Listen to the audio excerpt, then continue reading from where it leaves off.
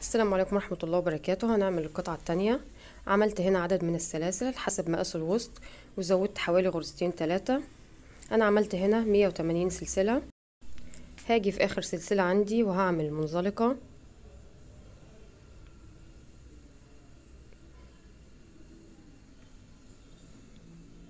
هرتفع سلسلتين 1 2 وهعمل سلسلة كمان، يبقى ده أول عمود عندي.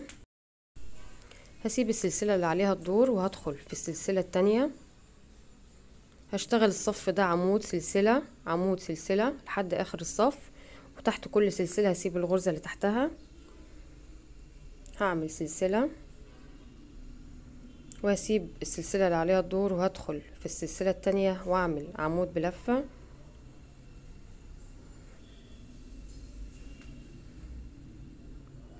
وسلسلة، وهسيب السلسلة اللي عليها الدور وادخل في اللي بعدها واعمل عمود بلفة، وهكمل بنفس الطريقة لحد آخر الصف. خلصت الصف الأولاني بإجمالي 90 عمود بلفة و90 سلسلة. هرتفع سلسلتين وهعمل سلسلة كمان، هاجي في الفراغ التاني وهعمل عمود بلفة بالشكل ده، وهعمل سلسلة في الفراغ اللي بعده واعمل عمود بلفة. هعكس الصف ده مع الصف اللي قبله وسلسلة في الفراغ اللي بعده واعمل عمود بلفة، واكمل بنفس الطريقة لاخر الصف. هقفل الصف التاني بمنزلقة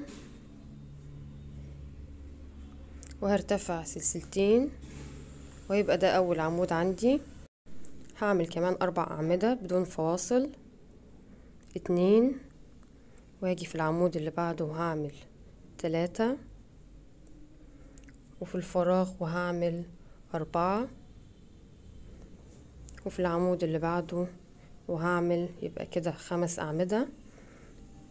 هعمل سلسلة وهسيب الفراغ اللي بعده وادخل في العمود واعمل كمان 5 أعمدة، 1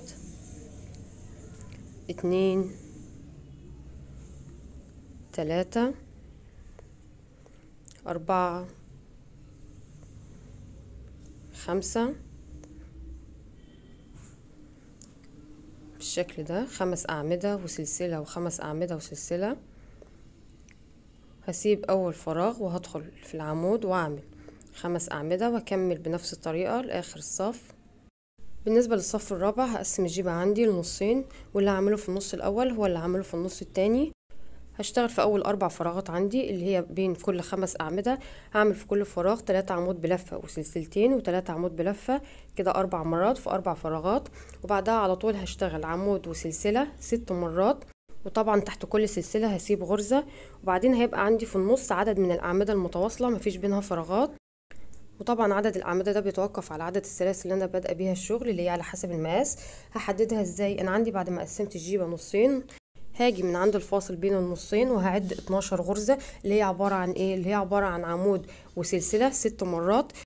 وبكده يبقى عدد الغرز المتبقية عندي في النص هي دي عدد الأعمدة المتواصلة في الجيبة. وصلت هنا للصف الرابع، هرتفع سلسلتين 1 2 وهاجي في الفراغ اللي بعد ال5 أعمدة وهشتغل فيه 3 أعمدة سلسلتين 3 أعمدة 2 3 واعمل سلسلتين، وفي نفس الفراغ هعمل 3 أعمدة 1 2 3. هشتغل بنفس الطريقة في الفراغ التاني والتالت والرابع 2 3 وسلسلتين، وفي نفس الفراغ 1 2 3. الفراغ التالت 1 2 3 وسلسلتين، في نفس الفراغ 1 2 3. في الفراغ الرابع 1 2 3 وسلسلتين، 1 2 3. هشتغل عمود وسلسلة 6 مرات من اول الفراغ اللي بعد ال5 أعمدة. هنا هشتغل عمود وهعمل سلسلة وهسيب العمود اللي عليه الدور وادخل في اللي بعده واعمل عمود وسلسلة وهسيب عمود وادخل في اللي بعده واشتغل عمود. يبقى كده 3. هعمل سلسلة وهسيب عمود وهدخل في الفراغ وهعمل عمود وسلسلة وهسيب العمود اللي عليه الدور وادخل في اللي بعده واعمل عمود وسلسلة واسيب عمود وادخل في اللي بعده واعمل عمود وسلسلة من اول العمود ده. وهشتغل عمدان من غير سلاسل ولا فراغات. انا هنا عملت 6 عمدان وسلسلة. 2 3 4 5 6 7. وهعمل 37 عمود. خلصت هنا الأعمدة المتواصلة اللي في النص. هعمل سلسلة وهسيب أول غرزة وهدخل في اللي بعدها واعمل عمود بلفة وسلسلة وهسيب غرزة وادخل في اللي بعدها واعمل عمود بلفة وسلسلة وهسيب الغرزة اللي عليها الدور وادخل في اللي بعدها اللي هو الفراغ واعمل عمود بلفة وسلسلة واسيب غرزة وادخل في اللي بعدها واعمل عمود بلفة وسلسلة وهكذا واعمل عمود بلفة وسلسلة. طبعا قلت 6 مرات وهدخل في الفراغ واعمل عمود بلفة. هبدأ اشتغل في النص التاني من الجيبة زي ما عملت في النص الاولاني. في اول فراغ عندي هعمل 1 2 3 وسلسلتين وفي نفس الفراغ 1 2 3. وهعمل نفس الشغل في ال3 فراغات الجايين. 1 2 3 وسلسلتين 1 2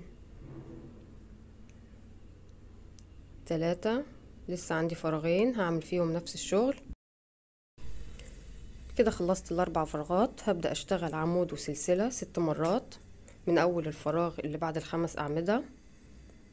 عمود سلسلة وهسيب غرزة وادخل في اللي بعدها واشتغل تاني عمود وسلسلة وهسيب غرزة واشتغل في اللي بعدها تالت عمود وسلسلة ورابع عمود وسلسلة وخامس عمود وسلسلة وسادس عمود وسلسلة. هبدأ اشتغل ال37 عمود المتواصلين. 1 2 3 4 5 وخلصهم ونرجع نكمل. خلصت ال37 عمود. هشتغل سلسلة وعمود 6 مرات. هسيب غرزة وادخل في التانية وهعمل اول عمود وسلسلة وهشتغل تاني عمود وسلسلة واسيب غرزة وهشتغل تالت عمود وسلسلة واشتغل رابع عمود وسلسلة واسيب غرزة واشتغل خامس عمود وسلسلة واسيب غرزة واشتغل سادس عمود. وهقفل الصف الرابع بمنزلقة في اول عمود من ال3 أعمدة وهرتفع سلسلتين. هعمل في الصف الخامس نفس اللي انا عملته في الصف الرابع. هاجي في اول فراغ عندي وهشتغل 3 أعمدة. 1 2 3 وسلسلتين و3 أعمدة. 1 2 3 وهكررها كمان 3 مرات. هشتغل عمود وسلسلة 6 مرات، كل عمود فوق العمود الصف اللي فات، 1 وسلسلة وعمود وسلسلة وعمود وسلسلة عمود سلسلة عمود سلسلة وعمود وسلسلة. هعتبر ان النص ده من الجيبة هو الظهر، وهشتغل في اول عمود من الاعمدة المتواصلة وهعمل تزايد، وهكمل فوق كل عمود هعمل عمود لحد ما اوصل لاخر عمود في الاعمدة المتواصلة، وهشتغل غرزة تزايد. وزي ما قلت هعتبر ان النص ده هو الظهر من الجيبة، هشتغل فيه صف ثابت وصف تزايد، صف ثابت وصف تزايد لحد ما اوصل للوسع اللي انا محتاجاه. والنص التاني اللي هو الوش مش هعمل فيه اي تزايدات ولا اي تغيرات، هشتغل زي ما عملت في الصف الرابع بالظبط بدون اي تغيير. ده شكل الجيبة عندي بعد ما خلصت 20 صف. ده الظهر اللي عملت فيه التزايدات من الجنبين. عملت هنا صف ثابت وصف تزايد وصف ثابت وصف تزايد وصف ثابت وصف تزايد زي ما قلت لكم اماكن التزايدات. وبعد كده عملت 1 2 3 4 5 6 7 صفوف ثابتة. لو عايزين تزودوها كمان زودوا. هشتغل الصف 21،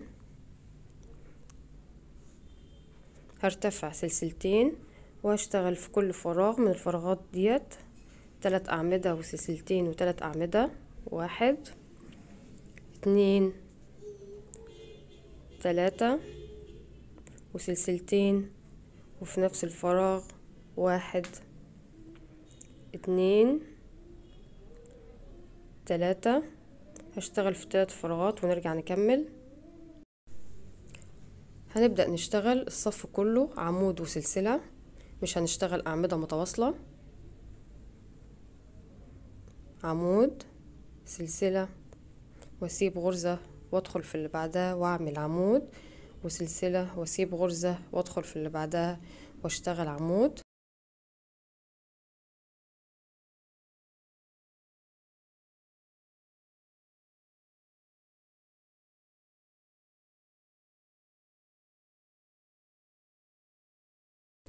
وصلت هنا عند اول عمود في الاعمدة المتواصلة، هشتغل عمود وسلسلة وهسيب العمود اللي عليه الدور وهدخل في العمود اللي بعده واشتغل عمود وسلسلة، وهكذا لحد ما اوصل للجنب التاني وهشتغل نفس دول فوقهم.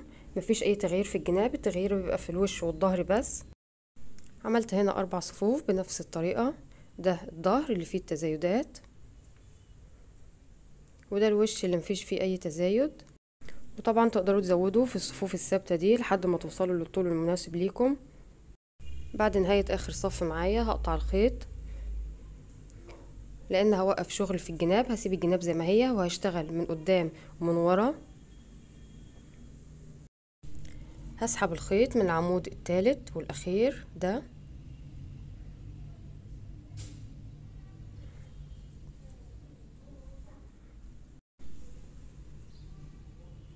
هسيب فراغين او 3 اعمدة وادخل في الفراغ الثالث وهشتغل 3 اعمدة سلسلتين و3 اعمدة، 1 2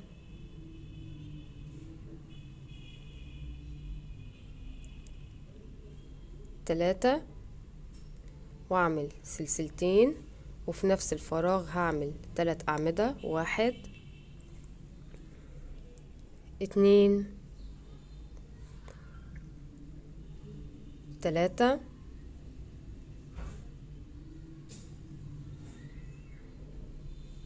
هسيب 3 اعمدة او فراغين وهدخل في الثالث واعمل 3 اعمدة وسلسلتين و3 اعمدة، 1 2 3 وسلسلتين، وفي نفس الفراغ هعمل 1 2 3. هكمل بنفس الطريقة لحد ما اوصل لأول عمود هنا وهعمل فيه منزلقة، وهقطع الخيط وهعمل هنا نفس اللي انا عملته في الجنب التاني. وبعد ما اعمل المنزلقة هرتفع سلسلتين وهشتغل صف كامل من اوله لاخره، في كل فراغ 3 اعمدة وسلسلتين و3 اعمدة لحد ما اخلص صف. هنا بعد ما خلصت الصفين اللي شرحتهم بالشكل ده، قفلت الصف بمنزلقة مع اول عمود في ال3 اعمدة. هرتفع سلسلتين، ده اخر صف معايا، وهاجي في الفراغ ده وهعمل 1 2 3 وسلسلتين، وفي نفس الفراغ هعمل 1 2 3 وهعمل سلسلتين 1 2، وهاجي هنا من تحت الصفين من هنا وهعمل غرزة حشو. مشدش ايدي وانا بعملها، خلي الغرزة واسعة بالشكل ده، وهعمل سلسلتين في الفراغ اللي بعده وهعمل 1 2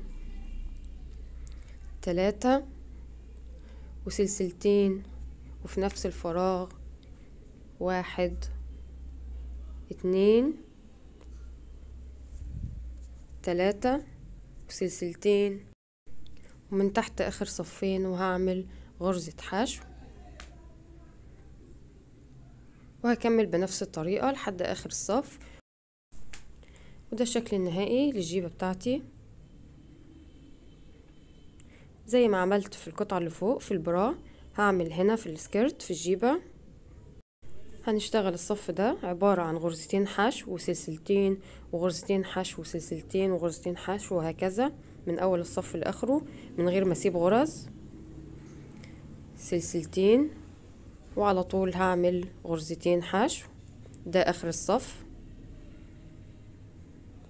وسلسلتين وهعمل على طول غرزتين حشو من غير ما اسيب غرز بالشكل ده، وهقفل الصف بتاعي بمنزلقة. بالنسبة للحزام او الرباط هعمل عدد من السلاسل بالطول اللي انا عايزاه، وبالراجع هعمل منزلقات زي ما عملت الرباط بتاع البرا. وبكده ابقى خلصت الجيبة بتاعتي والقطعتين. والسلام عليكم ورحمة الله وبركاته.